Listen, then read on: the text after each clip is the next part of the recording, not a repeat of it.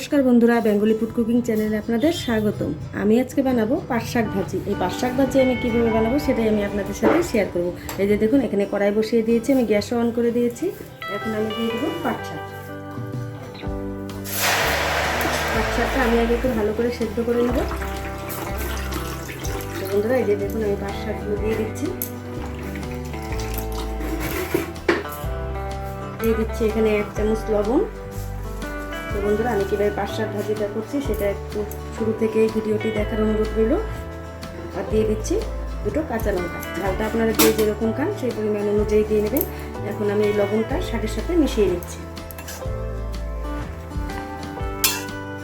বন্ধুরা, আমি এইভাবে শাকের সাথে লবণটাকে ভালো করে মিশিয়ে নেব। আমি জল দিব না, জল না দিয়ে একটা পাত্র দিয়ে ঢেকে দেবো। শাকটা তাহলে ভালো সেদ্ধ হয়ে যাবে। আমি জল দিইনি এই কারণে, কারণ পাট শাক থেকে জল বেরোবেই। দেখুন বন্ধুরা, আমি এখন একটা পাত্র দিয়ে ঢেকে দিচ্ছি। পাত্র দিয়ে আমি 5 মিনিট ঢেকে রাখবো। তো দেখুন বন্ধুরা, আমি ঢাকনাটা তুলে নিচ্ছি। তুলে নিয়ে আমি আরেকটু নাড়াচাড়া করে নেব। দেখুন কতটা জল উঠেছে পাট শাকে। আমি আর ঢাকা দিয়ে দিব না, এভাবে আমি আরেকটু সেদ্ধ করে নিয়ে জলটাকে ফেলে দেব।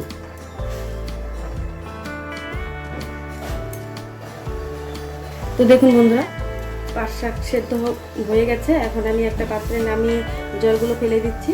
পাট শাকের জল না ফেলে পাট শাকটা খেতে ভালো লাগবে না। একটু তেতো তেতো ভাব আসবে, জলটা ফেলে দিলে খেতেও ভালো লাগবে। তেতো তেতো যে একটা ভাব আসে সেটা আসবে। তো আমি জলটা ফেলে দিচ্ছি। তো বন্ধুরা, পাট শাকটাকে আমি একটা পাত্রে নামিয়ে জলটাকে ঝরিয়ে নিচ্ছি। এখন আমি ফোড়নের জন্য দিয়ে দিচ্ছি সর্ষের তেল।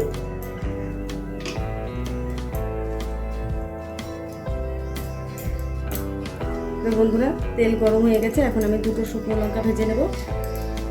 এই শুকনো লঙ্কা ভেজে পাট শাক খেতে কিন্তু ভালোই লাগে। গরম গরম ভাতের সাথে এরকম পাট শাক খেতে কিন্তু দুর্দান্ত লাগে। অবশ্যই বন্ধুরা এভাবে পাট শাক ভাজি রান্না করে খাবেন, দেখবেন খুব ভালো লাগবে। আর ভালো লাগলে অবশ্যই একটা লাইক কমেন্ট শেয়ার করবেন আর সাবস্ক্রাইব করবেন।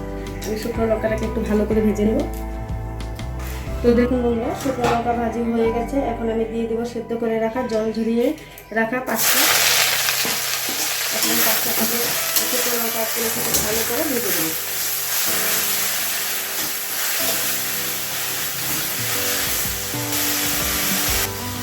তো দেখুন বন্ধুরা, পাট শাক ভাজি হয়ে গেছে। এখন আমি একটা পাত্রে নামিয়ে নিব।